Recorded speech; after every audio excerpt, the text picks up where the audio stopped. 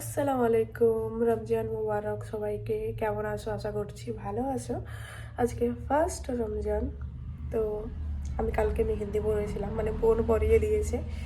But colour খুব একটা ভালো আসেনি। অর্গানিক মেহেন্দি যেহেতু রাখতে হয়, বাট আমি বেশিক্ষণ রাখিনি। আর হাত ধুলে হবে না বেশি, কিন্তু আমার বেশি হাত ধোয়াটাই হয়। আর এখন আমি জাস্ট ঘুম থেকে 10 মিনিট হলো, 10-15 মিনিট হয়েছে উঠেছি। আমি জাস্ট অজু করলাম। এবার দেখি কোরআন শরীফটা পড়বো। আর এদিকে দেখছি যে আমাদের বাড়িতে মিস্ত্রিও লেগে গেছে, আমাদের একটা রুম হচ্ছে আর আমাদের এরিয়াটা ঘেরা হচ্ছে, সেই জন্যই। তো দেখাচ্ছি, চলো তোমাদেরকে আজকে সারাদিন কি কি করছি না করছি অবশ্যই তোমাদের সঙ্গে শেয়ার করব। আর তোমাদের কেমন রোজা যাচ্ছে এটাও তোমরা জানাবে।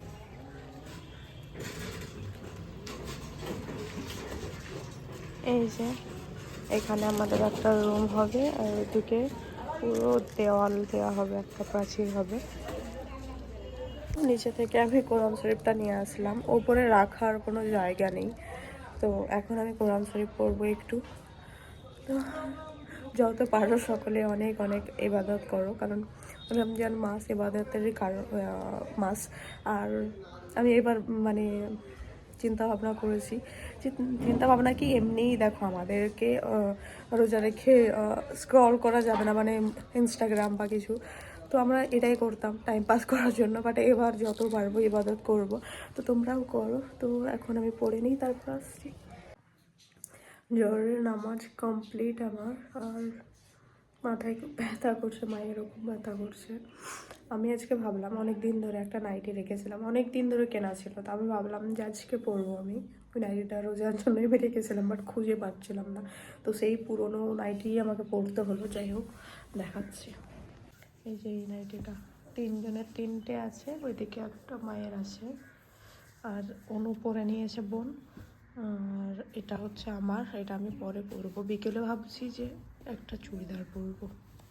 তো চলো, অনেক দেরি হয়ে গেছে, এখন আমি ফলটা কেটে নিই। এখানে ফলগুলো কাটার পর একটা জিনিস বানাবো ভেবে রেখেছি।